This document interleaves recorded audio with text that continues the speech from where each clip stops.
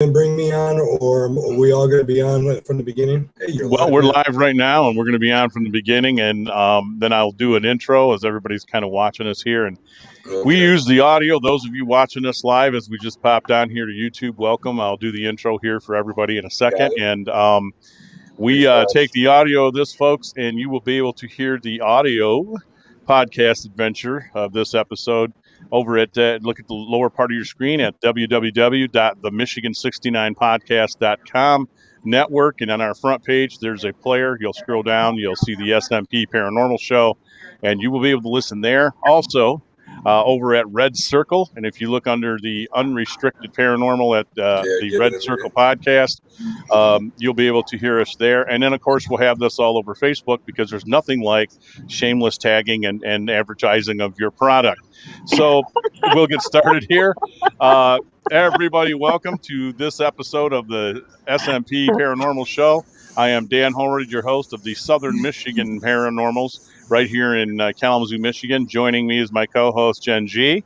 Jen is also an investigator with SMP. She's in and out of state as we are working on things, but she'll be out with us here this summer. We got some things scheduled, and my guest joining me is a longtime friend and paranormal investigator, also a podcast host in his own right of the Firelands, which you will find the page over at the Michigan 69 Podcast Network, the Firelands Podcast. I've got to get your new one up here.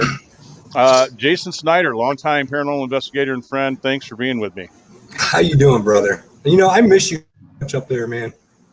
I miss you too. I quite a few Indiana peeps, but I know you and I talked here recently. We lost a brother in the paranormal, Jason Sullivan. So we'll give him a mention here. Jason was, one of these names in the paranormal that was around for a long time. Despite the difference in age, you and him and a select few others who I won't name everybody, you guys are in my circle of love there out of the Indiana crowd. And you guys had been doing a lot of great paranormal work for years when I met you and came across you in so many different ways. We met at Fort Wayne. You and I, Jason, met in Fort Wayne at the Masonic Temple at an event. And then I met Mr. Sullivan there finally at one of the Hannah House events. And I know that you're still in tune with the Hannah House thing, but yeah, a lot of love, man. A lot of time. We haven't seen each other for at least a couple of years, at least. Man. And I'll tell you what, losing Jason was, he's a one-of-a-kind dude. And, you lose a lot of people throughout your time, especially here in the last year or two. Things have been really tough for a lot of individuals. But, losing Jason really hurt, because he always kind of had that that larger than life personality about him. Nothing was going to stop this guy. It came way before it should have. Way too soon as a young guy. He was behind a beautiful, wonderful wife, a really, really great business. He left an indelible mark on the paranormal, in so many ways that only so many of us will really honestly respect. We could only try to get in as much as he did. And he'd retired for a short time there, and he was actually scheduled to come back and be with us here on this network. So again, sorely missed. But as I told you, you and about 2 or 3 other people are in that very close circle of friends of mine, and there are reasons for that. We may talk about that a little bit on the program, why we keep a lot of people close to us, and there's a lot that we keep at arm's length. But yes, you've been investigating the paranormal for quite a long time as well. You were one of these people that when I got to work with you, you were doing some things that I found pretty fascinating. I know that when you folks were doing the whole weather, the continuity with weather conditions and other things that were going on in tune with your paranormal investigating, that blew me away, because I had already been talking to people up here in Michigan, like, why are no other groups not doing that? I was pretty jealous of the setup you had, and some of the adventures led to some really great times and some spooky places. And but let's go back to the beginning. We've got a lot of new viewers who don't know who you are. Tell them how you got involved in the paranormal and where it kind of took off from there. Well, you know what? Like a lot of people, it was an experience when I was a child. Um, my mom, her side of the family was they were always believers. They were Catholics, Italian Catholics, and so we spoke about the paranormal on an average. I mean, it was table talk for us. Um, so the whole thing about it is that my grandmother, who had spent her last few months with us in our house, she was dying of brain cancer, and so her last couple months that she was alive, she literally spent with us in our house. And I wasn't even in school at that point in time. I believe I was younger than kindergarten. Um, so I spent a lot of my long days laying about, keeping her company, and this, that, or the other. Well, she succumbs to brain cancer, not in the house, but at the hospital. And immediately, as soon as she passed away, strange things starts happening around our house. Things that can't be explained. There were, a door would open and a door would close. Like my parents were late night people. So they would sit up after us kids went to bed. And, the way that the house was set up, you're looking at the TV, you could look to the left of the TV and look straight down the hallway and see all the bedrooms. So things would happen, like, bedroom doors would open and then close. And then, another door would open and then close as if somebody was walking through checking on us kids that were, that were sleeping or whatever. And then once in a great while, it was something as subtle as just seeing something out of the corner of their eye, all the way to as extreme as a window opening and closing at like 1 o'clock in the afternoon, unexplainably. And my father, I mean, he was a hardcore skeptic. He didn't believe in this stuff. I mean, he literally took 8 penny nails and nailed the window shut and still denied that there was anything going on in the house. I mean, that's just my father for you, right? I mean, hardcore skeptics. I often think that they work harder to come up with reasons why things aren't hauntings than they would work to just realize that there are things out there that exist beyond our comprehension. So, the activity happened for about 2 years, maybe 3 years, but then it just abruptly quit. And, my mom always believed that my grandmother had an attachment to me. I think it was more of my father. I think she wanted to let my father know that, things were going to be okay. But for whatever reason, one night I woke up in the middle of the night and was going to the restroom, and she was literally standing right where the break of the hallway goes into the living room. Oh boy. And yeah, it frightened me. But yeah, yeah, right. And, after feeling like I can finally get over this and move forward past this point, I started to really take in this interest for what it was that I saw, these stories that my mother would tell of places that she lived in that was haunted and other family members. And as I got older, it never really even came into fruition during any of our table talk. But as I got older, I realized that my aunts actually possessed a gift amongst them and between them, where they were able to detect if somebody in the family was ill or ailing. I mean, immediately when something had happened, they would all pick up on it. And I actually was able to witness that in my grandmother's kitchen when I was a teenager, between my mom and my aunt. And they started talking about, we need to start making phone calls and find out, how everybody's doing, because I'm not feeling right. And, certainly enough, my Aunt Bonnie wasn't doing well, was just rushed to the emergency room. So that literally intrigued me. Yeah. So, and that story bears a lot of resemblance to many people, with a grandparent passing away and things going on. And again, a lot of us having things happen to us when we were at a very young age. My story, same thing. Things were always going on around me. Didn't per se, have a grandparent pass away till many years later, but I was seeing family members that were there that shouldn't been there. And then when I would bring up the name, because I remember these people telling me their name, my mom would just say, how would you know that she died before you were born?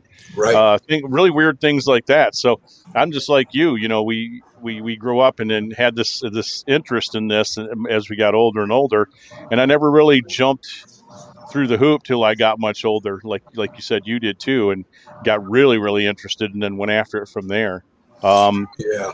So there, Yeah. again, I love hearing that because there seems to be so many similarities with many of us either being sensitive, having the gift, or having those types of things happen around us that push us in that direction, of the paranormal. Uh, so as you got a little older, I mean, did you ever feel that you had sensitivity due to the same gift that runs in the family, or no, you didn't have No, that? no, I didn't, and that wasn't anything that I ever really focused on either for the longest time. And, Right. and so part of, my belief system was, well, first of all, from that point, you grow up with unsolved mysteries on TV Monday through or every Tuesday of the week or whatever it was. And they always Right. kind of showed these great ghost stories. I mean, Robert Stacken himself was a creepy dude, but just Oh awesome, yeah. awesome host. Yep. And, Maybe you can solve a mystery. yeah, absolutely. And so we had a book that was called The Haunted Heartland series that was laying around our house. And one of the ghost stories that was in there was actually about the headless motorcyclist of the Elmore Bridge over in Ohio. Yep. So, so the very first time that I ever actually went on an adventure looking for a ghost, you had to be at that bridge in Elmore at midnight on the first night of spring. And co-host TJ Gilbert of the Firelands podcast with me.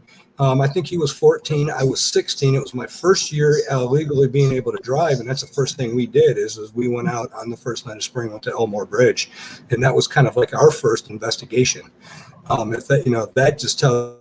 I was 16 and I'm 30 or 44 now, going to be 44. So, I mean, the interest has been there almost my entire life. And then as you mentioned earlier, I kind of took the mechanical road, the trying to not really prove to skeptics that the existence of the paranormal was there, but actually just trying to quantify in a mechanical sense of what exactly is happening right here on our plane. Is it this? Is it a hodgepodge? Is it a whole or a mix up between parallel universes? I mean, you can get into quantum physics all you want with it, but you see, for me, I think that I went so logical on the process that I really kind of closed a huge part of my brain out, and I'm more spiritual now than I've ever been. And now that I'm a little bit more open to things, I experience things a little bit more often now than I did as a young investigator. And that's because you work so hard to, like you said, you work so hard to legitimize everything that you're doing, everything that you're experiencing. So I think, you actually close out one huge part of your brain, which, doesn't allow for those things to come through. And, I mean, we tried so many different things, like you said, with the environment. I mean, we sat around and we said, the cliche thing we used to say is, how or when do hauntings occur? And then we would always hear that phrase, well, whenever the conditions were right, you might be able to capture a residual haunting or a playback of something. So we would sit around and go, what conditions? What are these conditions that everybody's talking about? So And you approached it in the correct manner. When I met you and I saw that that's how you were operating, I loved it. That's how we started out. Didn't have the things going on that you did, equipment wise.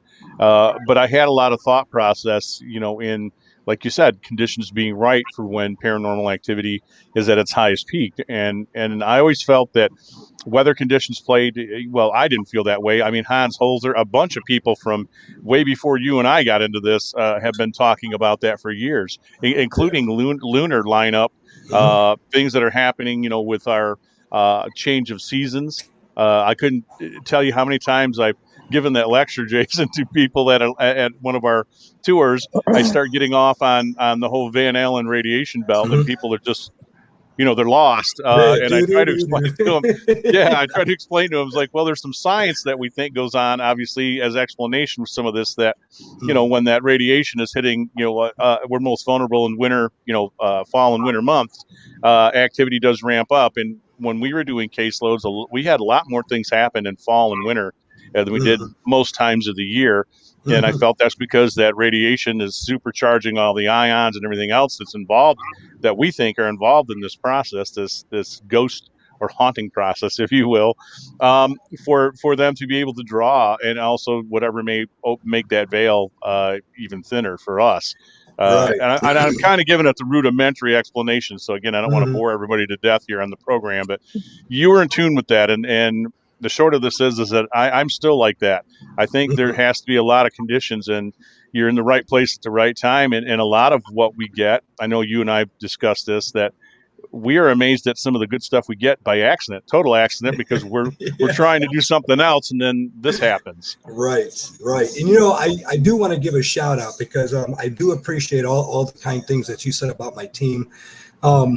You know, there was a lot of things that you guys were doing, you know, that was really intriguing us, which is why I really love to push so much with our teams working together, because I thought that every single time that we did come together, not only did we have a great time and literally felt like we were a family, but like I used to tell the other investigators, like, you learn so much by working with other investigators. And if I got to have my choice, I'd much rather have my team working with good people.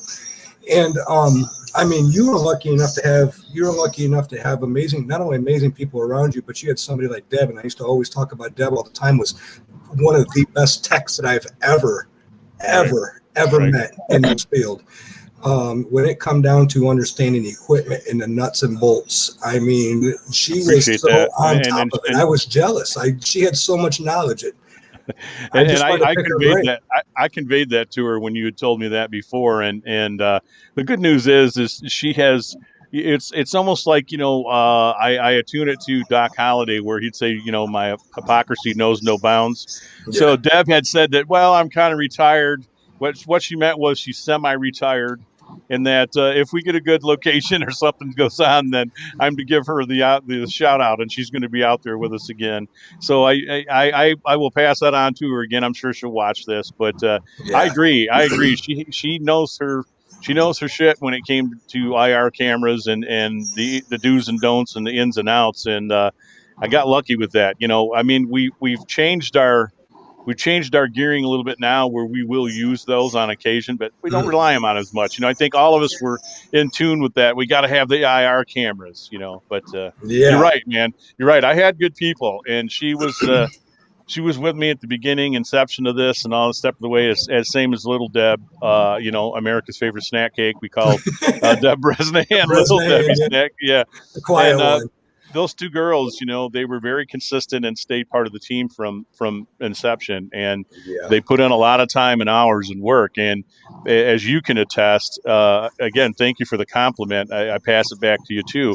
You still do. You've got some of the same women and stuff involved in what you're doing as I do, and the consistency and the strength in these women is just amazing.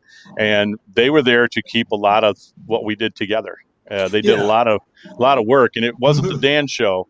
You know, it was never the Dan show. I might have been the face of the group, but you know, all the stuff that we've collected out of 281 to date investigations, it's all due to people that have been in the team who are still here, or people who've come and gone. You know? And I mean, you go to think, I mean, all the way back to the days of N-Nominee, when you're talking about, and we were so technology driven, and we were so driven on these cutting edge studies and technology and things that we had people that were making things for us. I mean, but you can understand though too, you know, one of the other lead investigators was, I mean, he had a degree in thermodynamics, and you know, so we had engineers on our team.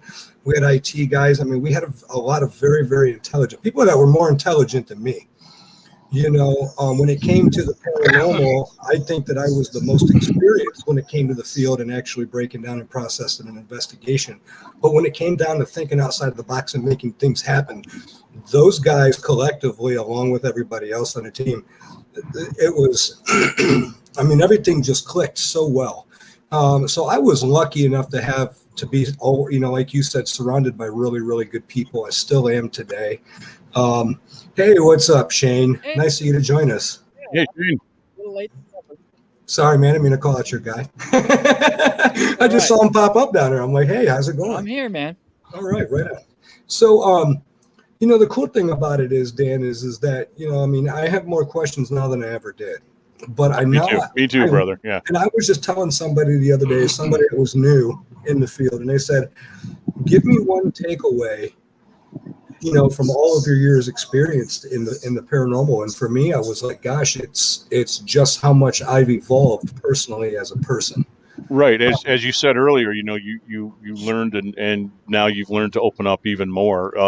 At 58, I'm still on a learning curve. Every time I come across even new people coming out here, starting new groups and other things that I watch go on. That's how you have to be in this field. And as you were speaking about technical stuff, Jen being new to the team, I ran across her being in the right place at the right time, and she's got a gift that I'm pretty envious of. I think she's probably stronger and better at it than I am. Don't give the surprise look, because she knows she is. I called her out when I first saw her come into a room. I said, "Who's that psychic lady over there? I want to meet her." And so there's that aspect. But then I ended up meeting Shane, and then Shane came along, and Shane's our science engineer guy, and he's built some incredible stuff, and he's got a wild cougar running around his house there, and must be paranormal. Yeah. Well, at first all I saw was a tail, and I was thinking for a second, I was like, "Is that a goddamn raccoon?" I'd like to What's take he got over there? to point out that the Siamese cats were initially put into the tombs because they were considered keepers of the dead. Yeah, well, That this is one keeps true. a lot of dead. She sleeps like it most of the time. That's all right. We're all animal lovers. Animals are fantastic. I just wish you would settle down. There we go. All right. So yeah, I mean, it's a good thing this is an adult show, because the jokes are running through my head right now. But I'm going to leave them there. I'm going to leave them there. Okay, Yeah. Go ahead, Jason. I mean, yeah, we couldn't include the jokes plus the background history of everything all in one episode. That'll have to be a part 2. Easily. So, but we can go there because but it's really, really great when you form a relationship. And ever since I've formed a relationship with you guys. I mean, I've been up there, a half a dozen times. You guys have been down here. We've investigated together. We've seen each other's kids grow up. I mean, I've not met another group of people who I've ever been so close to as I've been with you guys. I mean, I've seen you guys. We've all seen each other go through health scares, and I mean, I was just telling somebody the other day, I was like, one of my biggest memories is I was in a real low life period in my life, and I was talking to you guys, and the next thing you know, like 3 hours later, you guys were where I was in Fort Wayne. You made the trip from Kalamazoo, and you guys are like, no, screw this shit. We're coming down. We're going to cheer you up. We're going to hang out. And much to Mama Cat's chagrin, we share that story quite often. Yeah, the ghost vodka. Boy. Yeah. There's those things certain things we can't talk about again on the program. Well, but you're right. That was hilarious. That was good. That was good laugh. But more than anything, I mean, today that still warms my heart to think about that memory. As you said, you meet select individuals in this that you become family. And I'm a guy that when I tell people I love them, I mean it. Right. I don't throw it out there to folks because I just want to play nice in the pool. I've had people come and go from my team. Sadly, I'm not as close to a few people anymore. And again, that happens. There's people that you consider family and they leave, or some people change, and then you kind of see a side of them you weren't aware of. But you've never been stuck with me, Howard. Right. Yeah, right. Yeah, like Shane's. I'm right here in the room. You're stuck with me. You can't get rid of me now. I am stuck with Shane. I'm happy with that. I'm stuck with everybody that's current with me. I'm pretty pleased. But it becomes, like you said, a very personal family thing when I bring people into this. And I wanted it that way. I wanted us to be able to rely on each other and be there for each other, not just in paranormal stuff, but outside the whole paranormal groupie thing. Yeah. Your paranormal friends, type of thing that I would hear from my wife when she'd get really mad at me at times. Well, you just go talk to your paranormal friends then. One of those things. But it's been one hell of a fun adventure, and working with you has always been fun and interesting. Again, a few of the places that you invited us down to were just amazingly crazy and cool. I remember, a few times we had worked with you. You had some other group people with you because you were always looking to mentor some other folks too. And I always respected that about you as well, because you were just trying to pass on good work habit and good knowledge and good things to other groups too. So yeah, cool. I appreciate you mentioning that. I do believe in the mentoring. You can always tell somebody who's just interested in something, and once you get explaining to them, they start to kind of glass over, and you get that idea that it's never going to last with them. And then you people that are just, once they discover the paranormal community, they're so far driven and so far up in it. You feel like you can't tell them to take a back seat. Like, you need to bring them up in the front seat with you, and kind of, you don't expect anybody to follow the way you do things, but you want to introduce them the way you do things, because it's the only way they'll know how. And then you just tell them you will eventually evolve into your own processes, your belief systems, and whatever works best for you down the road. But let me show you how, I like to do things and my approach on certain aspects. And it's been a really wonderful ride. I'm not nearly as busy in the paranormal as I used to be. Well, between the podcast, the events, the Anna House event, non-con at Post Town, my murder dinners. Right. I actually took on a personal case this year, which is all the way down in southern Indiana. It's actually on the Ohio River, just across from Kentucky. And I don't normally take on personal cases, but it was a really, really good one that was just beckoning. And I don't regret it at all. I've taken a trip down there and I've done an investigation so far. And it's a wonderful place. It's so secluded. It's out in the middle of nowhere up in a mountain. And it takes, like 20 minutes of gravel roads just to get back to this place. It's so secluded, but it's a, I see Shane laughing. It's like, that's how horror movies start, It's exactly it. And that's it. It's a 2-story. I live out in the middle of nowhere, so, Right. See, and it's a 2.5-story log cabin. That's cool. So I'd like to explore it. Even worse. Yeah. Yeah. It always happens in the log cabin. Yeah. Right. So, the whole thing about it is the house that was on the property before that was one of the original settlers' houses. This place is so desolate today, it's still unincorporated. Oh, wow. But there are houses that are down the way where some really, really terrible things have happened and transpired over the years. And, so there's just a real negative aspect about that whole area that's there. And, it's absolutely haunted. The very first time that I was down here experienced happened. Extreme temperature changes. When you're in the mountains at this time of the year, you hear things. Bats, birds, crickets, bullfrogs down by the river. You hear things breaking twigs as they're walking. When you're in the middle of, say, 700, 800, maybe even 1,000 acres of forestry, and there's not even a close road anywhere near you, and you can almost hear a pin drop.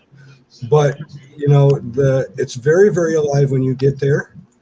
And it's now very loud. Are you in the Ohio Valley, like Valley/River area where this is at? No, or Indiana side? Yeah, Indiana side. Far into the Indiana side. We're probably about 3.5 hours from the Ohio border. So central Indiana, all the way down.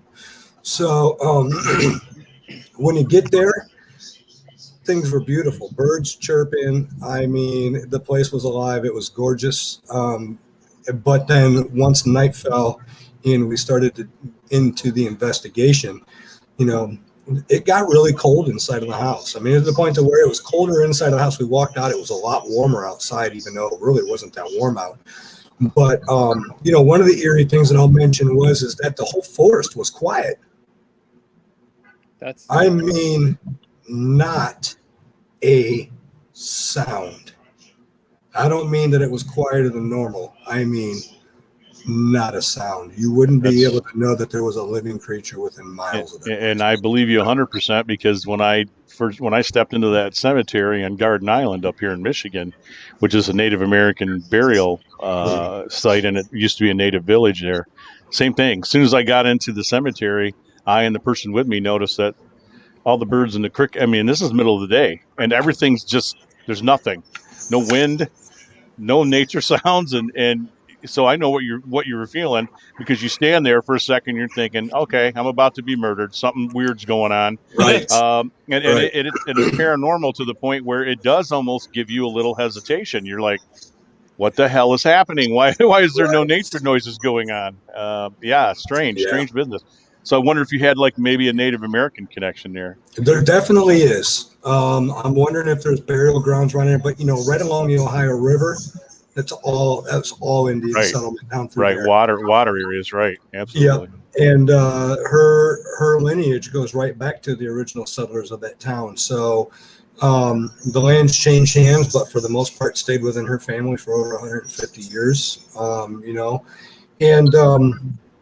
When they were digging around after the old house had fallen down, they were digging around to build the new place. I mean, they were pulling, pottery and clay stuff out of the ground. I mean, old artifacts, arrowheads and things like that wash up down the stream at the bottom of the basin there. It's just it's a really, really weird place. Like, if I didn't know, and she's a high profile client, by the way. She's a national recording artist. I won't mention her name. Cool. But she does have some clout. She is. What's that? No. Season. I can't do it. I can't do it. But I can tell you, as we were driving back to this place, like, that was one of the first things that was going through my mind is this is the perfect scenario. Like, we could totally get here and be slaughtered, and nobody would even know who the hell we were. Seriously. There's no internet. She doesn't have a TV up there, anything. I mean, it's crazy. We make light of it, but I felt the same way on Garden Island. I thought, well, you can see beaver. We could probably swim to beaver. It's that close, and people have done it, but which is the other island. If people don't know what I'm talking about, looking on the map, it's Beaver Island, and there's Garden Island. We had the same feeling. There's no cell phone signal there. I mean, we're on the island, like, literally by ourselves. Guy left with the boat. We have like a small boat there, but I thought that, and then when he drops us off, he decides to let us know, Jason, that he's like, oh, and by the way, in the winter we do get some wolves and bears that end up staying on the island because they come over on the ice pack. And we're all like, no one here has a real gun, but they got fake guns because we were there. I was there with some people making a movie. That's why I went on an expedition, and we ended up using my investigation stuff in the movie. Cool. Because I got real Native American EVPs, which he has used in this horror movie. I'm not going to tell anybody the title. It's like, it's terrible. I love the man who made the movie, but I don't suggest anybody going out there thinking it's high grade paranormal stuff. All right, I'll tell everybody. It's called Garden Island Paranormal Experience or something, and it's been rebought, and they've changed the title to something else. So anyway. So you've heard it first here, ladies and gentlemen. You heard it first here. Yeah, I actually have one of those, what is it, the IMBs or whatever those pages are. Oh, IMDb, yeah. Yeah, I'm actually listed on there. I just didn't pay to put a picture up because I'm an actor in it when I didn't really act in it. I was just myself. Okay. And a lot of swear words in that movie. I mean, way more than there probably should be.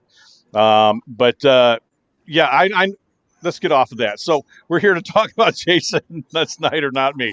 So I've had the same feeling, and being there with crew of people, we all we sat around the fire and kind of talked about that, and I had a lot of weird nature things happen there. So again, I know what you're talking about in areas that seem to, and I know that island because of the Native American burials, and plus we camped right where the village used to be. Literally, it's kind of like a hunter's camp area where you set up your tents. Oh, cool. And so I had things walking around my tent in the middle of the night. We could hear it.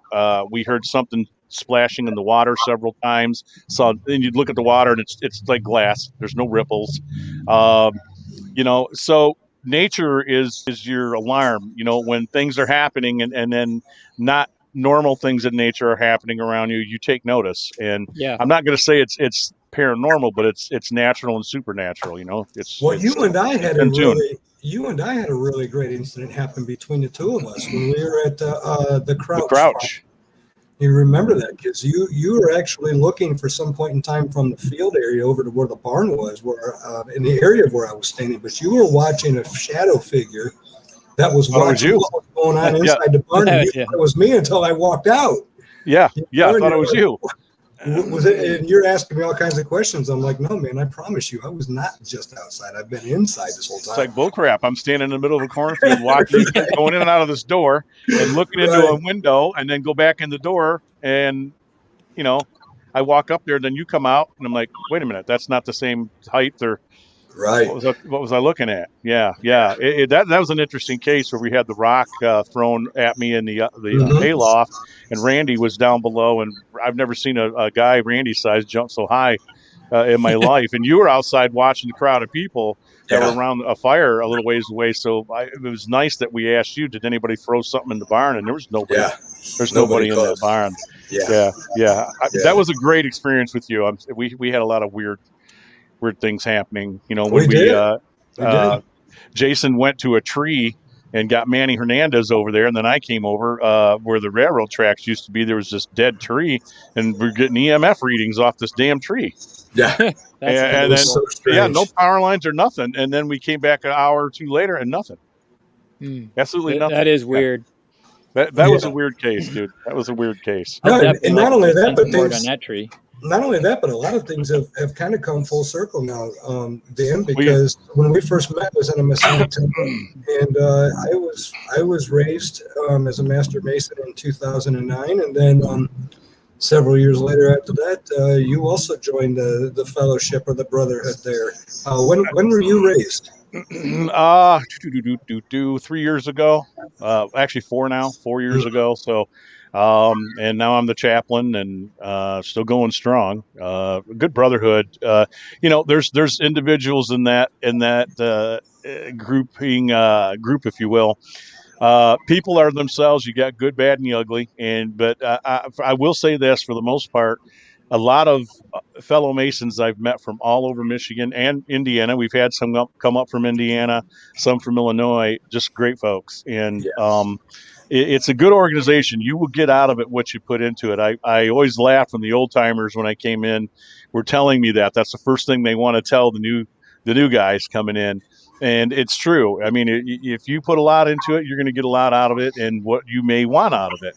And if you don't, then it is what it is. But and it's not for everybody. I've looked at maybe taking a little bit of a break from it. I'm still involved, but because I've got other things going on in life right now, it's hard to dedicate a lot of time to Masons. But the Masons are steeped in a lot of mystic and I won't say occult, because that's probably the bad word, but more of a spiritual connection to the other side. And the neat part of this, as Jason knows, is that I've been asked by several people, because they knew Dan was the paranormal guy here at the lodge in Matawan, can you come do our lodges? So I've got a list of lodges I need to get off my hairy butt and talk to these people and get them signed up, and then I'm going to have you up to come up here and help us do some of these, because we got one of the bigger ones, which was the museum itself in Grand Rapids, Michigan, and it's a large temple, as well as Detroit. Detroit's temple is gargantuan, like Fort Wayne's. Dude, Detroit's temple is legendary, dude.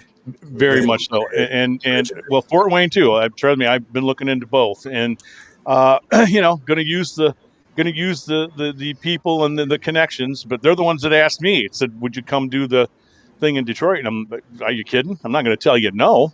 I was there when they were redoing it. Deb and I, who you brought up, Deb Para and Bresnahan, we were there with the the brothers, the Kling brothers. The Kling brothers. Brad Kling, Brad and Barry, right? Barry, Brad, yeah. So they were there. We were there too with Ghost Vodka. We were there opening Ghost Vodka for an event, and we were there with Metro, who was doing an investigation, but we were special guests there, and very cool place. So I've been in there since, and I would tell you, it is immaculate, the job of restoration they've done on that place. But like I said, now I've got even more special, ways to get into places that I obviously probably can't show on film or camera, but we're still going to be allowed in. So I don't know. I got off track here with the show. No, I'm there, man. You're on the list, and everybody that's here right now on the show is going to be on that list when this happens. Masonic temples are a lot like churches in a way that the brothership and the fellowship is so deeply rooted. And the people who are part of the Masons love the history so much that I think that as people move on and people die, I literally think that, they come back to the temple because that's an attachment for them. It's something they're not really willing. I think very much so. I'm glad you went there, because this is going to lead into our next part of the questions here for you in the show. But that's cool. You hit on that, because our lodge, we've rebuilt the new lodge that we're in 1969, 1970. The original lodge is still uptown in Mattawan. Now, our lodge, which is still fairly new, it's haunted. We've got brothers who have passed away who were 3 and 4 generations, and we just lost another brother a couple days ago, Don Sala. Rest in peace, brother. I'm in there with Dan Monroe, who's now our worshipful master, and we've done a couple overnights in there, and doors slamming and people walking around upstairs, and we're the only 2 in the building with keys. So, and this is a new building, but it doesn't matter. These gentlemen, and me and myself included, because I am also one of the stewards of the lodge, that I take a lot of time and love and care into keeping it clean and keeping it repaired. So let's go into some standard questioning that I love to go at other paranormal investigators. I want each of you guys to I'll start with Jason, and I'll go down to Jen, and then down to Shane. I'm going to ask each of you guys to kind of give me your thought on this, and Jason, you go first. What do you think? What do you think a ghost is? What do you think it is that is a ghost? I think that's probably the single most number one question that I ask myself. I battle between 2 different things more recently than I ever have before. For the longest time, I was more of the traditional kind of guy. I believed in spiritual attachments. I believed in just residual energies. I believed in the fact that sometimes when people don't pass on it, behind intelligent energies. So for the longest time, I was very, very traditional, but so many different things have now happened. And of course, mainstream science and even spirituality now is starting to lend a lot of credibility into us crossing over and communicating with other people in another dimension. Even we know that we live in a multidimensional universe, right? So, right. Are we in fact dealing with residual energies, or are we in fact able to kind of find a loose thread in the fabric of the time-space continuum, and we're just kind of peeking it open a little bit and communicating with what's on the other side of the fence, kind of like Wilson from Home Improvement. You only see so much. Right. Because that's where, like, if you get into quantum physics and quantum mechanics and all that now becomes a very viable aspect in research and approach to the paranormal. But if you want to simplify it, like I tell people, you don't get into all of that. Find what you really, really honestly, find what you can handle as far as your research and your capability is concerned, and stick with whatever you're comfortable with. Because if you ask somebody who's non-scientific and who's completely spiritual, their thought process is completely different. I mean, so for me, I still don't necessarily think that, that there are thousands of dead people that are all around us every single place that we go. I find that hard. I find that hard to believe, because there's a huge lack of evidence that supports that. But there are a lot of people out there that do, and I don't want to downplay them or their belief system whatsoever. It's just I don't have a gift to be able to see so much of that. All I can work with is what I can put into fruition between my eyes and my mind, and try to come up with some sort of a conclusion. Right. And what I love in everything you're saying, though, is you and I have talked before about this too, is that there's no absolutes anyway. If any of us think that we understand this 100%, we're fooling ourselves. We're absolutely fooling ourselves. I do think that we are closer than we've ever been in bridging the different that gap between the scientific and the spiritual. I think that is very, very close. I think we're closer than we've ever been. I'm happy to see that it's becoming married and easier to work with both formulas. And there's a lot of physicists who are now, going into what they call spiritual physics. And they are saying, well, according to my model of how I understand physics, that, the spiritual is okay. We can show you why that is also real. Yeah, it works. Absolutely. Yeah, I mean, that's what Hans Holzer was doing. I mean, we Right. sit here and think about the old guys and what can we do new? What can we do new? Sometimes I tell people, look, I think we're trying too hard to move to the next thing. Sometimes you have to rewind and kind of go back. And that's when I get into Hans Holzer's books, because he's very scientific mind, but he always worked with mediums. Yeah. You know, Because he believed in that aspect of it too. And he did. I know that we went through a couple of years in this field, well, more than a couple. And again, you're right. It's starting to turn again, and then maybe come together better. Is that people just didn't want to rely totally on that aspect, and now we had to have everything in a neat scientific corner. When really that doesn't, you can't put all your eggs in that one basket. From what I've been doing, you just can't. You can't, right. because the universe will come along and slap you in the face and tell you otherwise. and then you're sitting there beside yourself, like Shane has done a couple times. Like, hey Dan, why am I hearing from a dead guy here? And I built this stuff, and then I look at Shane and I go, I don't know. You tell me. You're the one that built it. What the hell did you put in that thing? Yeah, put in that thing. So, there you have your answer, which means that the universe will find its own way and do its own thing. We just don't understand its secrets yet. So absolutely. And Jen, I know you're a little more spiritual, metaphysical on side of things. What do you think a ghost is? A dead person. Okay. Hey, everybody, thanks for being on the show. We're going to be there. You have your answers. Well, if anybody know, it'd probably be her. I mean, if she's a psychic, then she would have a direct. She's got the direct line, toll-free line to him. Right. I see the spirit world every single day. I've seen it since I was a little bitty girl. I've told Dan this before. I'll share with y'all. I'm a military brat. My daddy was Air Force. And by the time that I was a year and a half old, I was in Germany. And one of the places that my parents liked to tour were the gas houses where they killed all the Jews. Oh, geez. So I was in beauty school, a grown adult, sharing a story with another student that I was in class with. And my mother happened to be listening. And I was telling this student that I was in school with about my experiences in those places and about the little girl. And my mother said there was no little girl. And there was a little girl. And she showed me where she lived, and she showed me where she ate, and she showed me where she showered. And I got a whole personal tour at I was like 4 years old when I was in there with this little girl.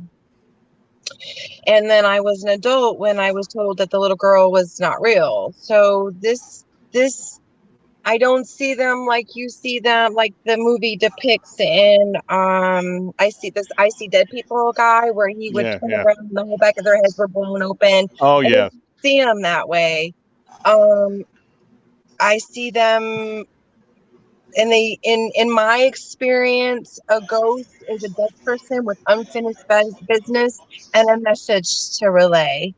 I've only had encounters with non-human type of entities, and they made me immediately extremely sick to my stomach.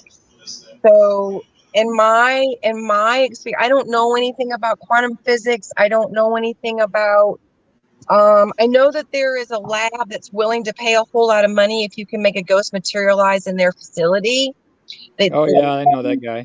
And that's like $1 million or $7 million or $10 million or something ridiculous. He just passed away a little while ago. So about Randy? Yeah. Randy. Yeah. I don't remember his name. All I remember was thinking, oh man, if I could make something like that happen, because I see him all the time. James Randy. James Randy, yep. So for me, in my personal experience, and I'm in my 50s, y'all. So, and I've been seeing these since I was at least 4, my earliest recollection. And I will tell you this too, that when I was really little, I was afraid of the West because of all of the Indians. Interesting. That is interesting. That to me is a link to my previous life, because I lived in the Old West. My second daughter had a fear of germs from the time that she was like able to express herself. She was like, I'm going to get sick from those germs. So we did a little meditation with her, and she had issues in her previous life with some undiagnosed sickness that took her. And so my kids must have been on the opposite end of that, because it took everything I could to keep them, to wash your hands and clean your stuff. That's a normal kid. It isn't. That's normal kids. That's my I kid. became a germaphobe. Yeah, I became a germaphobe. They made me a germaphobe. And my son has these repeated dreams about having a musket, right? Not a musket. Yeah. Is that a musket? With Musket, the old, Yep, that's a musket. Yep. He keeps having dreams. My son is 14. He keeps having dreams about having hands. And it was crazy because I've been around this boy all of his life. Obviously, I'm his mama. And I sat there at the table yesterday and I had this big epiphany. This boy has never, ever lived, his spirit has never lived to adulthood. Weird. So for me, a ghost, and I've never seen residual or anything to me. I've always been able to communicate with them. I speak to them, they speak back. So for me, a ghost is somebody that has passed over with unfinished business or is lost. Okay. I like that point of view. We've talked about that. Jen and I have talked about that in private. I love that point of view. Again, this is what we're showing here by everybody giving their version. Now, Shane, you're up next. I mean, you have some thoughts on the scientific ends and stuff. But Sure. What's your point of view on a ghost? Well, for me, unlike Jen's beautiful gift, I have a psychicness of a rock or a brick or you got the Charlie Brown version. Yeah, all I got was a rock. Yeah, pretty much. So they could be jumping up and down in front of me, waving my hands, and I wouldn't see them. So it is what it is. But I'm right there with you, man. Yeah, the way I picture it from the science side is more like a disembodied consciousness. I like that. It's like that a lot. The consciousness has left the body, and they even show sometimes when they have a patient that's on a brain monitor, and when they finally pass, the burst of activity they get, and then the near instant, like faster than the brain should be able to shut down, it leaves. Yeah. Well, at that point, the soul or consciousness has left. And, at this point, I don't have an exact thing on where it goes or what it does, but, it is an energy, and energy can't be created or destroyed. So it's got to go somewhere. So, Right. My view of it is it just becomes, electromagnetic, just like, the photons in our universe, and just kind of blends back into the universe. I'm not so sure reincarnation would be a thing for me, but, at some point it's possible that it gets reused, or if the universe itself is conscious, it joins the main consciousness and then comes back out in as another form and, gets another try. I don't know. So that's a good way to look at it. Sure. That's my view of it from science and physics, because, we have done experiments I've mentioned on previous shows where, they'll have a machine that rolls dice, right? Yep. Totally random. They'll run this thing. Randomizer, yep. It literally has a cup and a robot that dumps the dice just like you'd play Yahtzee. All right. So they will have this thing run for a week in a controlled laboratory and sealed environment. They will have a person come in, and there have been people that can literally. Password off my router over here at the end of the love seat. Yeah. So, anyways, there's people that can actually alter the randomness during the time that they're sitting there. They can't touch it. It's behind glass. It's sealed in a vacuum chamber. They can't do anything to it. But there have been noted scientific in studies, double-blind tests, where people have been able to manipulate the dice to change the randomness, either make a certain number come up more often than it can in randomness, etc. Telekinesis type of thing? Yes, correct. Now, if that is possible, which it seems to be statistically significant, then consciousness has to be more than what's just a piece of flesh moving around. And if that's the case, when the flesh ceases, it's highly probable that the consciousness disembodies or comes out and leaves. I mean, somebody might call that the soul. Some people, depending on their religion, but it's like the universe gets back what it was loaning out. So the way that was explained to me as a child was that what makes us who we are is that said consciousness. Okay. But in order for us to come here as said consciousness and come up a level spiritually, learn our lessons, whatever verbiage you want to use in there, in order for us to come here, we have to get into an earth suit, and that's this flesh. And once the earth suit is no longer rendered useful, then we return to our previous form.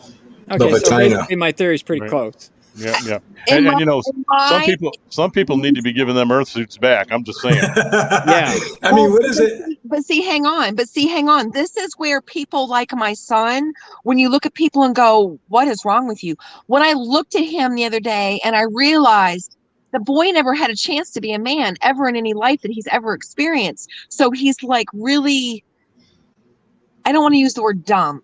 He's unknowledgeable. Like he doesn't have any like instincts or because his spirit never became a man. It was always killed as a child. So man, that explains a lot of Congress. I'm just what? Well, Anybody a lot of Congresses, they're just a bunch of crooks. There's nothing too soon. Yeah. Well, no. So I will jump into that. Everything all three of you have shared. I surmise it's not. That's a bad word to use too. My thought process is it can be a collection of everything each one of you have shared, and there's nothing wrong with that because I think every little bit of what we've all just explained is part of the soup. And the reason that I say that is because if we were to put ourselves in, let's say, the place of the creator, if you believe in a creator, which I do, because I don't think we just showed up, like the chicken and the egg thing. I don't think we just showed up for the party. And man, what a party. If you've been watching for how many millions of years, it's been an interesting party. Where I'm going with this is that I like the whole consciousness aspect of this. And, when people came along and started inventing their religions before there were some that were said to be religions, they were always aware that there was more of that spark that was inside of a human being. And what was this consciousness? And I think that in the old world had a better understanding of it than we do today. And I like the energy side of this because everything around us is energy. Now, to our understanding as human beings, where we've come to a certain level, okay, folks, stay with me on this. I'm sorry. I have a guy that just left flowers on this girl's car that I'm parked in front of. And so I'm like, oh my God, that guy just left flowers on this woman's car. Go ahead. I'm sorry. As long as he's not stalking her, we're good. Yep. But if that's the case, make sure you get the camera phone out and take a picture. Go viral. Take a picture. I could give a description. If the police wanted a description, I could give him one. But he totally went into the grocery store. I don't. Oop. Oh, wrong button. So yeah, it's okay. We'll get her back here in a second. I still see her. Hopefully the guy who was putting flowers on the car didn't. There she is. Hey, there she is. Can you see him? I was just hoping that you weren't getting killed by the guy placing flowers on the girl's car in front of you. Yeah, we don't want our next conversation to be via EPP. Say that? I pity the fool who thinks he's gonna mess with me. Yeah, so now we know what a ghost is because Jen's back as a ghost. Yeah. Cool. Where I was with this long, I'm going around the block to get to my explanation here, is, the consciousness itself being energy. Again, we've invented this thing called mathematics as human beings.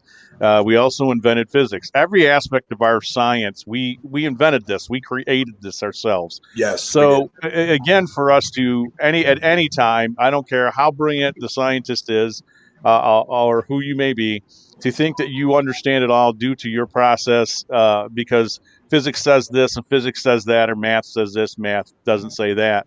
It's nonsense. It's a great tool. It's a great tool, and it explains a lot. Don't get me wrong.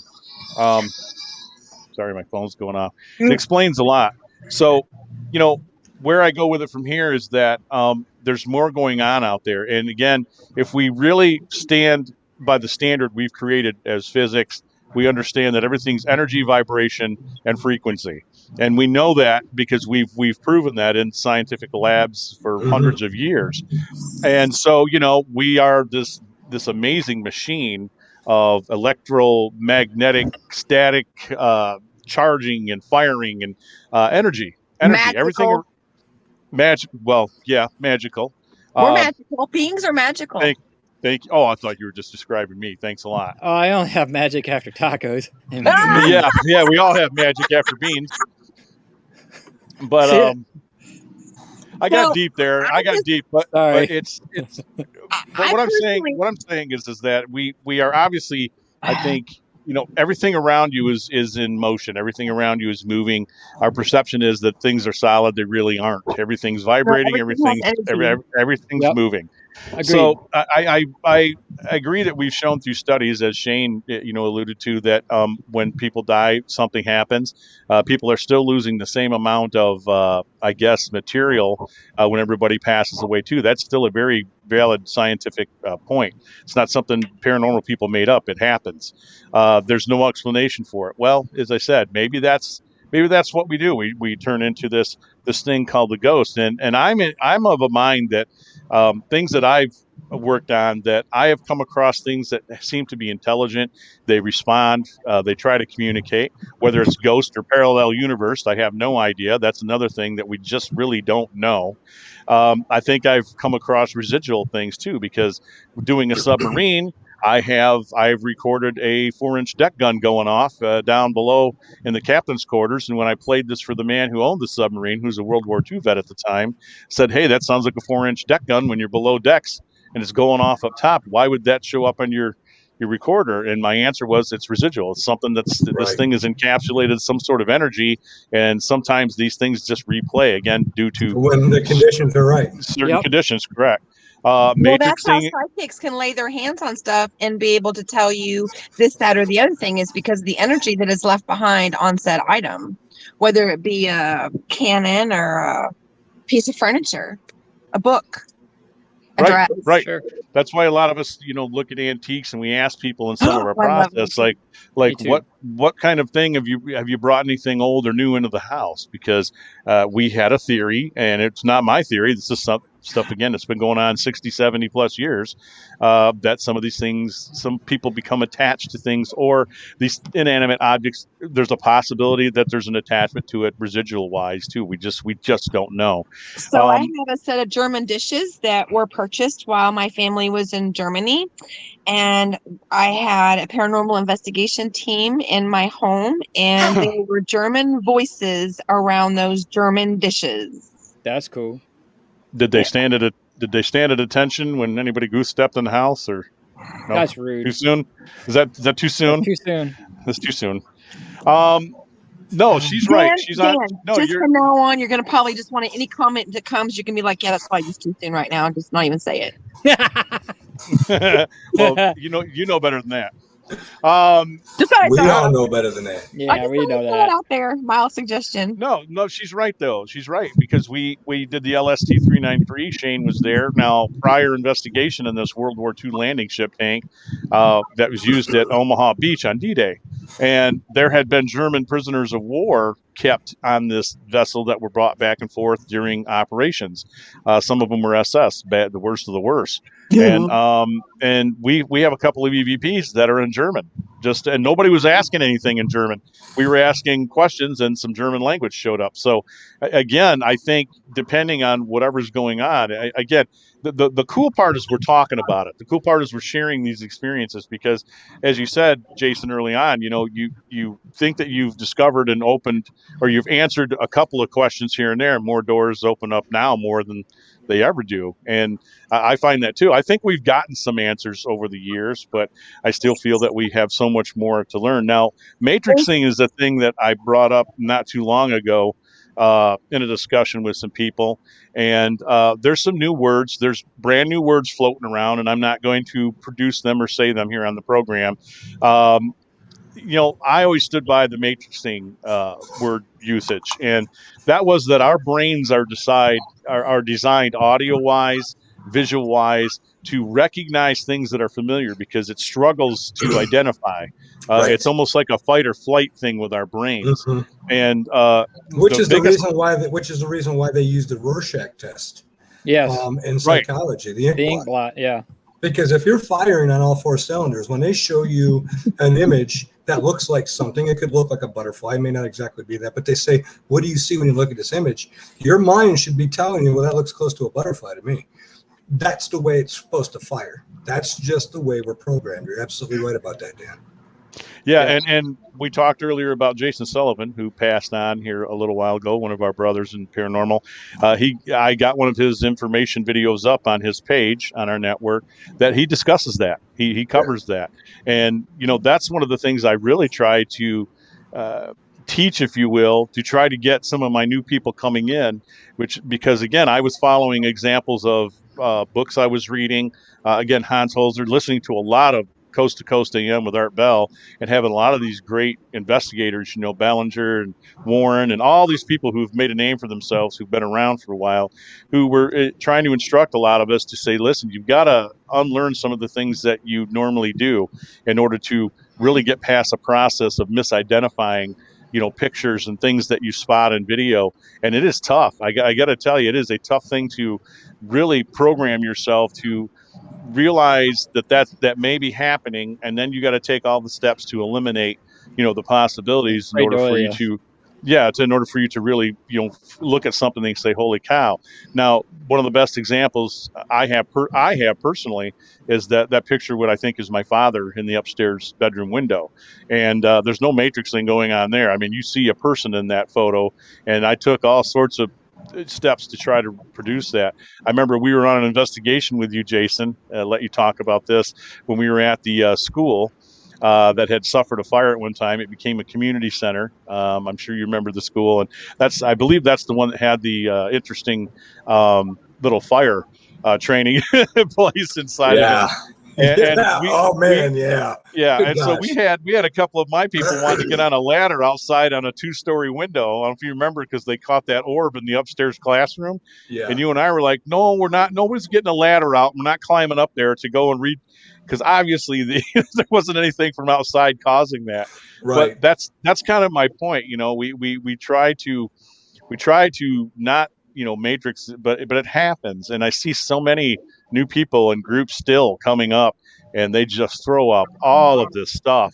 What do you think about that? The thing that I see about a lot of the newcomers is, and even a lot of the people who've been in the field for a couple of years, is people like to, what they do is they kind of come in and they learn a little bit of hodgepodge. And let's be honest here. I mean, if you were to come into the paranormal field and try to make A or B or heads or tails out of all the different belief systems that are in this community right now, I'd be so confused I wouldn't know what to believe. So what you end up seeing is a lot of people that are literally twisting the laws or their beliefs to kind of fit their agenda.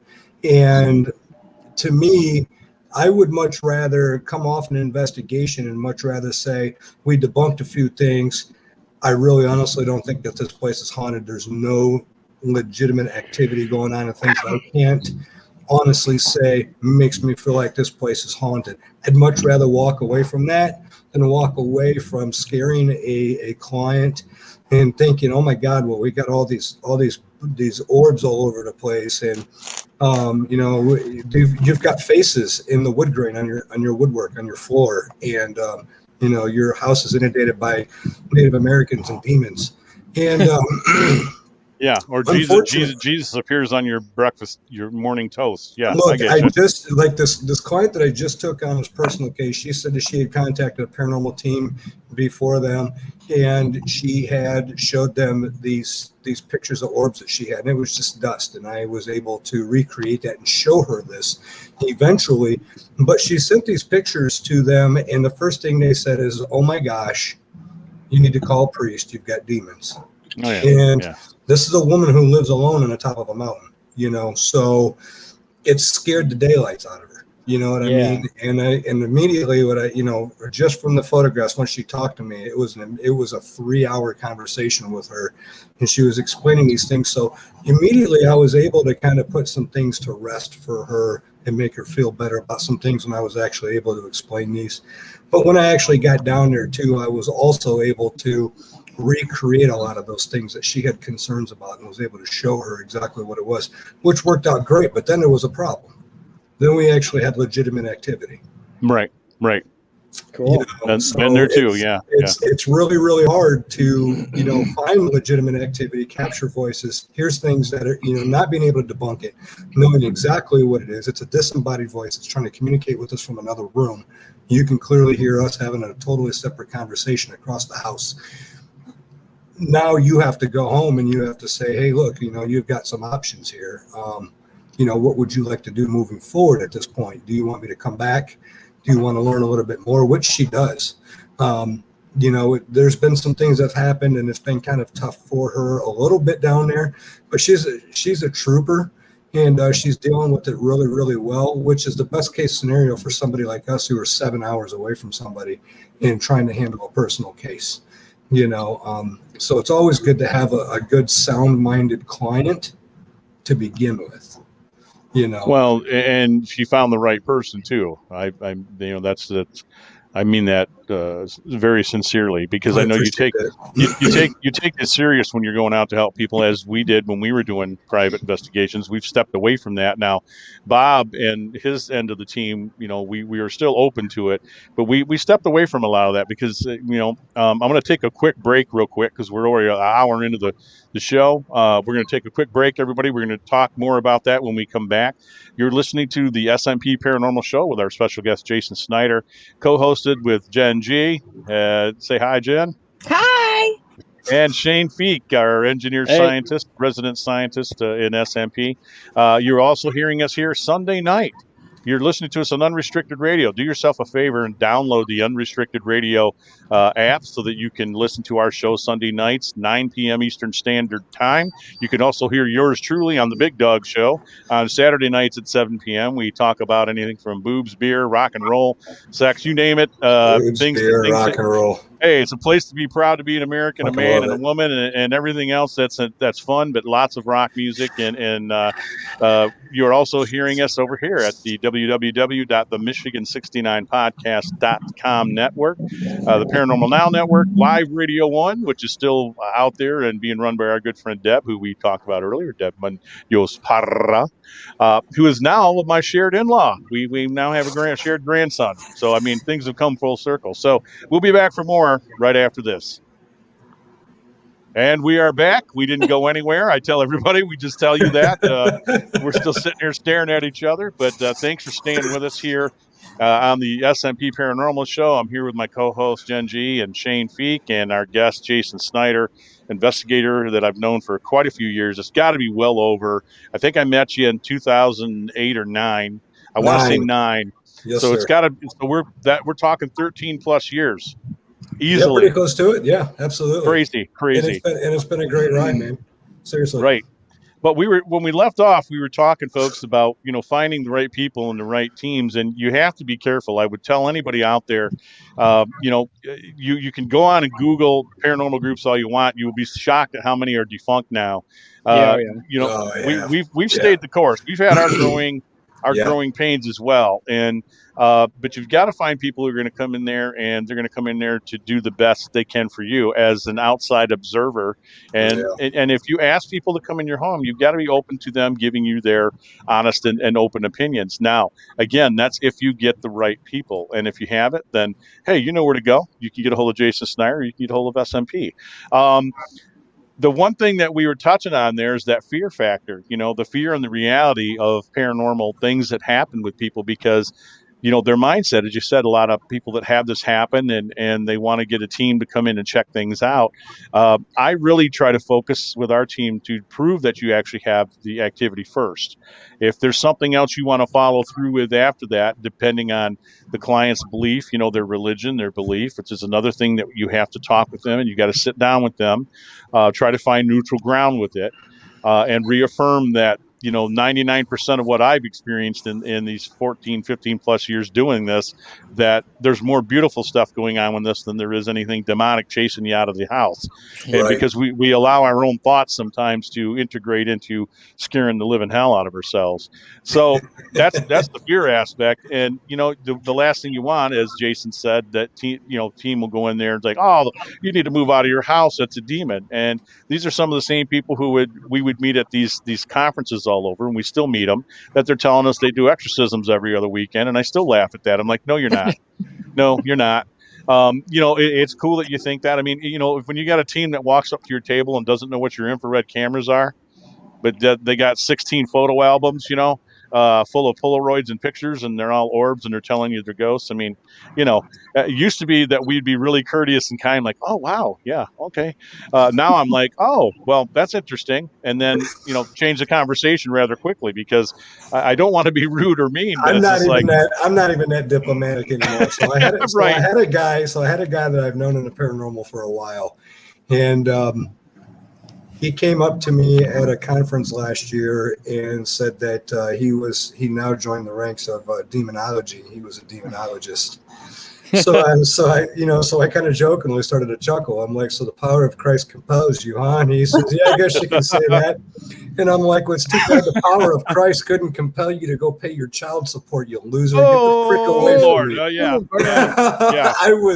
I was compelled enough. How many of those people have we run into, Jason, that are like that in this field? How many? I was on fire. I mean, he caught me at the worst moment possible. But here's the cool thing about it. He's never tried to talk to me again since then. It's been a whole year plus. So yeah. And I don't lose sleep over that too. We might as well talk about that. This kind of is a great segue, because I've made enemies. I have people here in Michigan that can't stand me. They're like, oh, Big Dog's full of crap. That guy's a phony. He's an asshole. The whole gambit. And that's because I too, very early on, and I'm still this way, I try to be a little more nicer if I can. But I'm very outspoken about that same kind of nonsense, and it seems to be with most of the people that now you've working on a book, I'm working on books, we want to do books. That's okay. I don't throw dispersions at people that want to do books, but it seems to be it's always the people that are out there who've done these books. They think that they have all the answers, and I'm not going to name names, but there's people in Indiana that I know like this, and there's people in Michigan that I know like this, and this is what they do. They go out there and just spew nonsense, and they're the worst shit people I've ever met in my life, folks. It happens in the paranormal. There's a couple that became my nemesis. I mean, one murdered, one caused a death of somebody. I won't say murder. That's kind of whatever.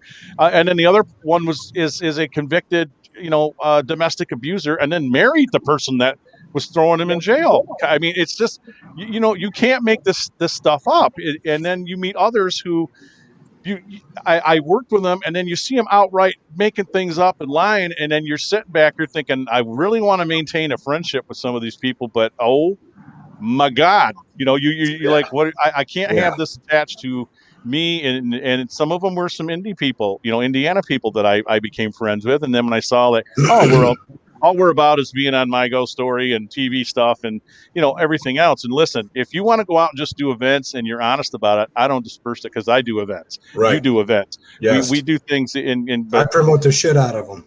But oh my God. Yeah. But oh my God, some of the people you and I have encountered and worked with, and you've worked with some people that, you and I know some individuals we could talk about from the past. We put them up here on this pedestal, and then when you get to know who they are, you're like, wow.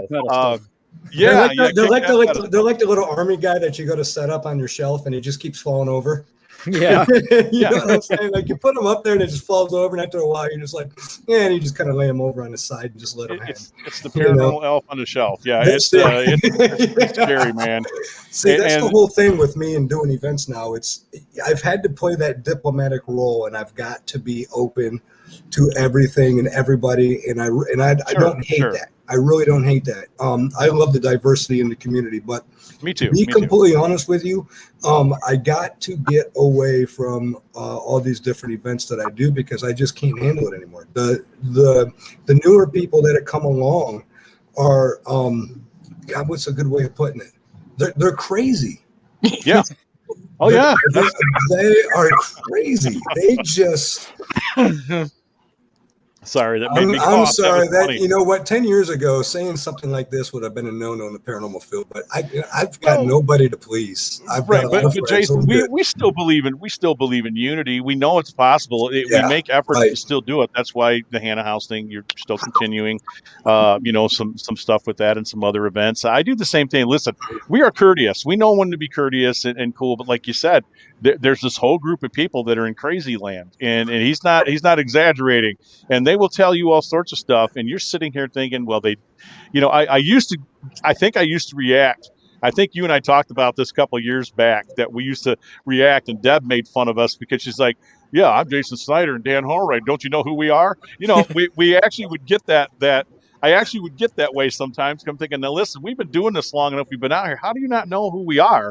And then you Right. come to me and tell me crazy shit, and I'm sitting here going, you know, I Yeah. can't deal with it. I just can't deal with the insanity. And Right. you know, some of the process, I swear to God, if I see any more people buying Ghost Adventures equipment, I'm going to punch people in the eye. It's you know, you're wearing a colander on your head with a you know, a thing from the supermarket that you're going and doing your price checking stuff with. And these people with these obelisks, I used to be really kind and nice about all that stuff. Now I'm not. It's just like, listen, the science doesn't back any of that. And if you're going to do anything, go listen to the ITC community who are still using old school copper wire, which when listen, folks, when they were setting up radio back in the day, and CBS, I believe, was one of the first, or NBC, I always get these confused. They were building radio sets to start doing broadcasting radio to the American people. This was a brand new thing, and so here you have these engineers getting ready to set up these studios, and they got copper wiring, you know, for these sets in order to uh, receive and transmit. Right. Well, they started picking up all these weird voices and all this stuff that, you know, and you listen to this, and this is out there in print. You can read about this, and you know there are no I'm other on mute radio right stations. now. So who the hell were they picking up? I was going to order some So pizza and some wings. yeah, Are you okay, hungry? pizza and wings sounds good. It does, doesn't it? It does. So you know, I guess I'm going roundabout. I'm getting off track here, which I normally do. You know, big dog, shiny things.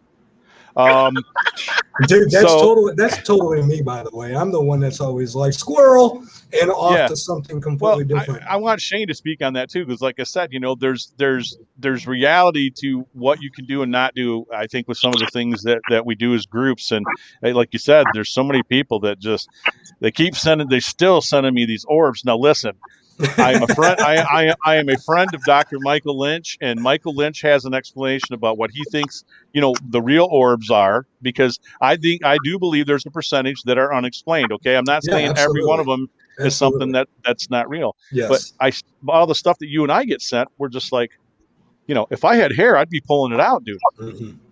And that's Literally. basically what where I'm at is I'm glad to be the go-to person for when people a lot of times, especially around the Fort Wayne area, like, oh my God, look at this picture I took. And you know, but after a while, you see, here's the thing: you get approached by those people, and Dan, you'll understand this exactly as I explain this. No matter what you tell that person, they're going to argue with you. Absolutely. With the fact that they captured it, they were there, it's paranormal. And so you get to the point to where you honestly go, then why in the hell did you contact me and ask for my opinion? Yeah. If Why you're ask going for to my believe opinion if you're whatever not you going to use believe, it? why did you just waste an hour and a half of my time? Yep. You know, with this stuff. Yeah. And it gets Shane frustrating. made a good point. You get burned Yeah. out. You really do. Yeah. Good point, Shane. Yeah. If you're going to ask my opinion and not use And it, then then not why listen to ask it. it? Yeah. Yeah, we've often said, you know, if you're going to ask us something, you may not like my answer. And Yeah. I break down things. I'm not just outright rude to them immediately. That takes about one or two exchanges, but I ask a series of questions, especially with photographs. Like, I need to know what camera you're using. How far away are you when you're taking this photo? What are the weather conditions? Are you indoors? Are you outdoors? Was there air conditioning running?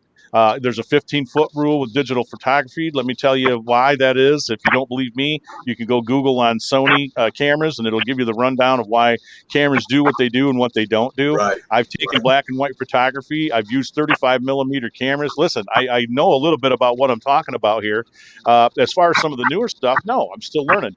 But as far as regular photography, I know that there are outside things that can make you think you've captured something that just is not, that's paranormal, and it's not. And like you said, these people ask for our opinions, but then, they don't want them when we give them. Yeah. So it's, I still wish that there was what's that, Jen? You're not telling them what they want to hear. Oh, I know. Right. Correct. She's right. I kind of want to know what they think it is, and when you're not telling them back what they want to hear, then they dismiss you. They want it to be real so badly, and the part of that is the fact that for the last 15 years, paranormal has been literally shoved down everybody's throats.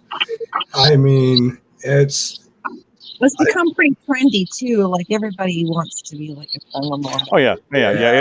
I know that Jason was, and everybody can move shit with their mind, and it's like cool to be like. Well, Jason had done a couple of shows on and off over a couple of years. When I was catching some things that when you would come on, and of course, Firelands, you've brought this up on your podcast.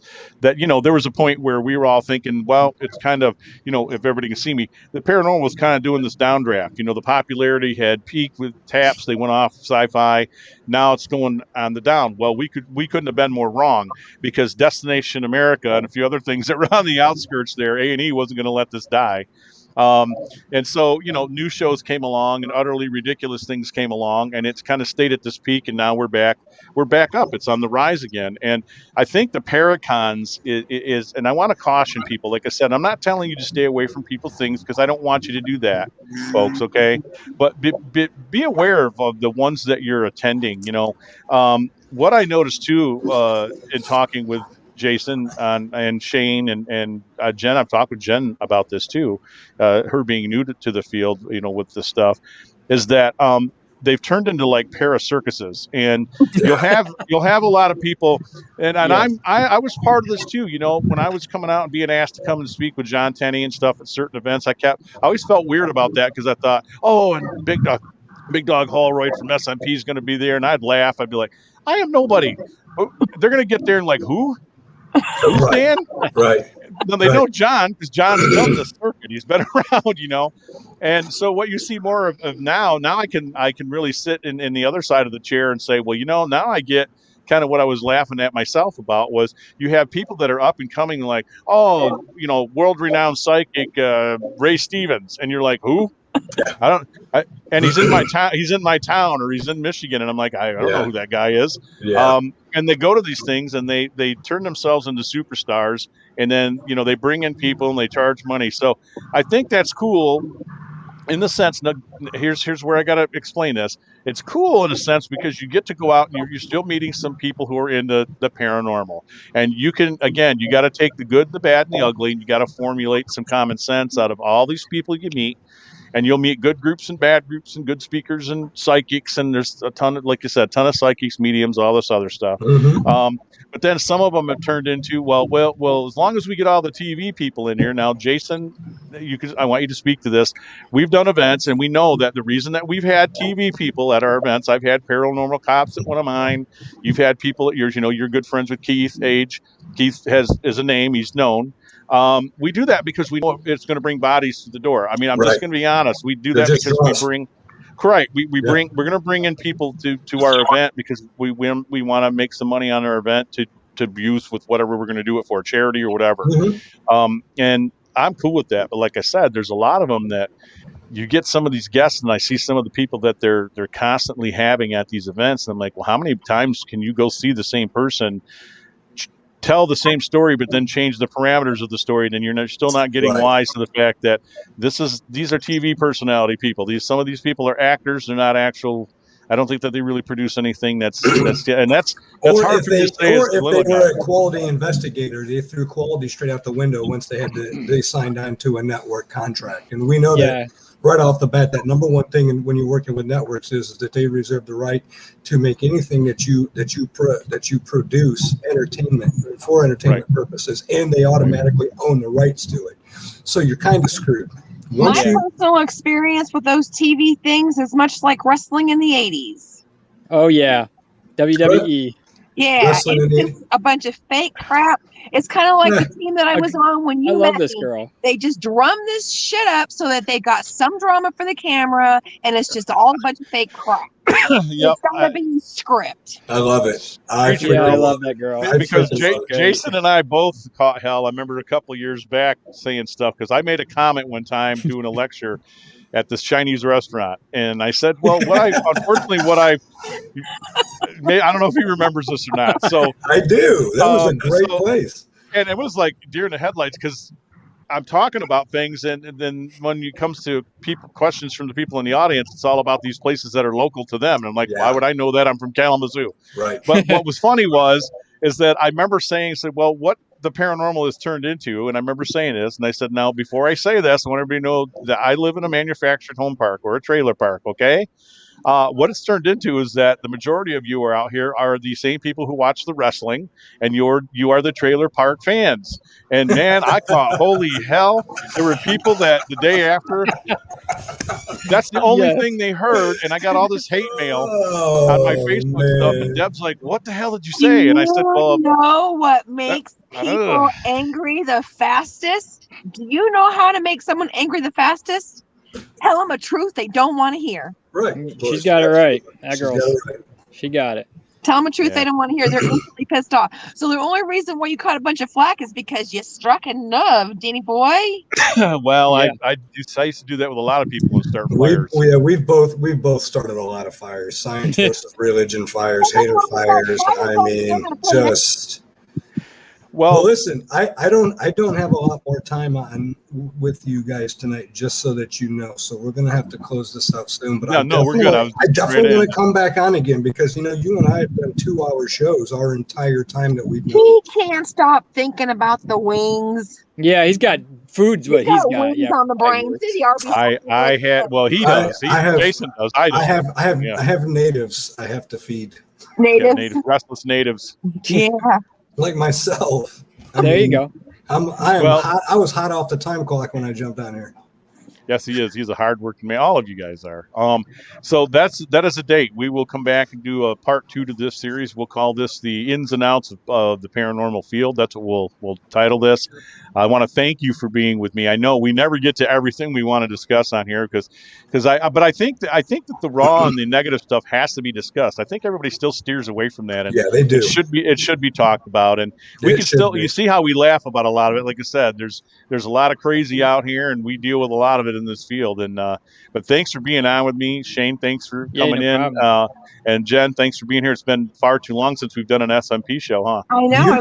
You guys are smell bad or something. You guys are freaking awesome, and like always, Dan, your co-host. Like you always pick very good people to have around you.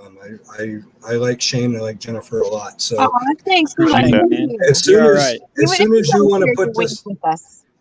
You know what? You come to Fort Wayne, I'll buy you wings. Okay? Hey, let me tell you something, darling. I used to live in Fremont. Okay, well, you know what? I'm going to be there tomorrow morning. That explains a lot. Old friend that lives in Fort Wayne. I'm going to be in Fremont working tomorrow morning at 6 a.m. in the morning. So. Well, I'm in the Carolinas, and it's warm here, and I'm going to dash tomorrow. Yeah, don't talk that shit. Weekend, right? No, how dare you swear on this program telling us we got nice weather? What's the matter with you? Yeah, that's just rude. Don't be rude. Don't be rude. Yeah, don't be rude. What's the matter with you? I would love to have y'all come down here. There is a place in Charleston, South Carolina called the City Jail. Y'all need to look that thing up. I was in there on a tour. They used to do Friday and Saturday night normal investigations that you could come and pay and be a part of this investigation. Let me tell you something. I was standing in that jail, and that place is freaking loaded. If you and they didn't can't keep you evidence you need in that place, I don't know what to tell you. All right. Okay, we got the lowdown on the jail, and trust me, I'm no stranger to being in a jail. Me either. Road trip to the Carolinas. You didn't live Yeah. longer than 2 weeks in this jail because they beat you. And where they had you chained is where you pooped and where you ate. And you didn't. And then they beat you and opened up gashes. You didn't live a month in this place. There was no running water. It was and there was probably 5,000 people housed in an area that only housed like 300. It's crazy haunted. Whatever. You're talking about my childhood. Whatever. What? I'm kidding. All right, everybody. Jason Snyder, thank you for being here with us as always, and tell everybody where they can find your podcast, man. Well, you guys can check out the Firelands podcast on Facebook. We do have a Facebook page. We do have a YouTube channel. I believe it's called the Fire Pod channel. You can find us on iTunes, Podbean, Spotify. We're kind of all over the place, and we're still looking to a few other places. We do an episode on a podcast about once a month right now. TJ and I are both company owners, so we're really, really busy. But yeah, come on over and check it out. We talk about all kinds of interesting things, from UFOs to government conspiracies to missing persons, serial killers, I'm all about some hauntings, conspiracies, boy. There you go. all of it.